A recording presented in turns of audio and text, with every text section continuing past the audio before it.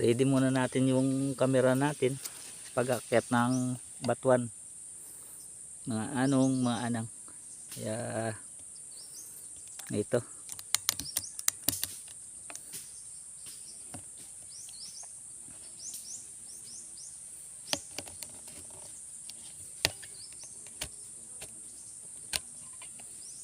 ganyan ba yung tuwid?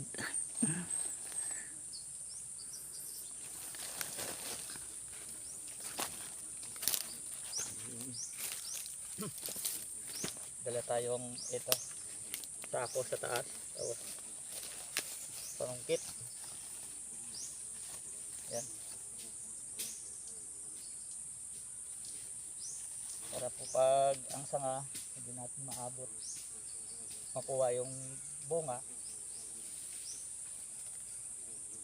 hihilahin natin gamit itong sanga ng kawayan. Batuan, sige, post ko muna to, magpe-pray ako para sa pagkuha ng bunga ng batuan. Ayun, pagpatuloy natin mga anong mga anang ang pag-akyat ng batuan.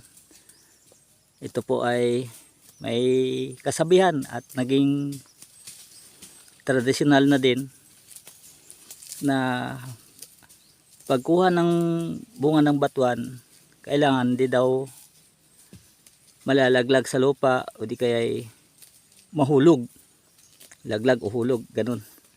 Kaya magdadala tayo ng dalagyanan o daladalay buslo, sisilyan ng bunga. Yung may kanta pa na una kong pagkatapos ko mag prayer, hingi sa kalikasan na salamat may mga batuan na bumubunga kahit na hindi naitanim. Kaya ito sa bali naging wild na ito. Kaya pasalamatan natin ang nagdala ng buto, nagpatubo, ang ating nature. Kasama na rin yung mga ibon na siyang nagdala rito at nagtanim. Oh, si Jessica lumapit na. Oh. Ano Jessica? Up. Walang tubig yan. Inaamoy-amoy yung timba. Inom ka ng tubig. Walang laman yan. Lalagyan natin ng bunga ng ano, batuan to. O ano. Patingin nga ng ipin. Ay sus, Mariaones. Ah! Lapit mo. Oh, ayaw. Nahiya na rin. Ayan, si Jessica. Mga anong, mga anang. Naki-join na rin dito sa pagkuha ng batuan. Try kong iakyat pati yung camera. Baka pwede naman doon. O pag hindi man kaya, hanggang dito lang yung video natin. Pero try natin. Pakita ko sa inyo kung paano ang bunga at ang sanga, mga tumutubo o tuloy-tuloy ang pagbunga ng batuan. Ika nga pag abundant ng nutrients ang lupa, saka hindi naisturbo, hindi malang nasisira ng hangin o bagyo,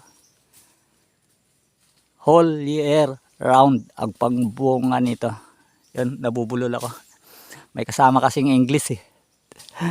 Kaya anang mga anong, andun na yung sako nating lalagyanan, tapos may tali na doon. Parang nagiging harness ko na rin doon para hindi po mabali ang sanga. Doon ako papatong, doon ako kakapit, tapos hihilahin ko lang yung sanga gamit ang maliit na pamingwit. Kaya ito, try ko mga anang, mga anong, samahan nyo ako.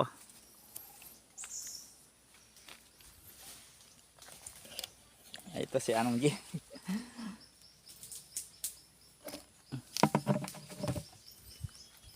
Lapit tayo dito sa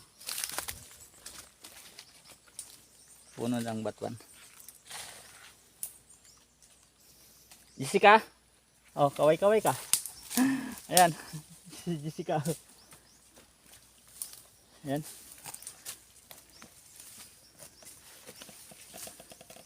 Malaya din siyang gumala o kumain ng damo. Sige, try ko tong akyatin. Dala ang camera natin.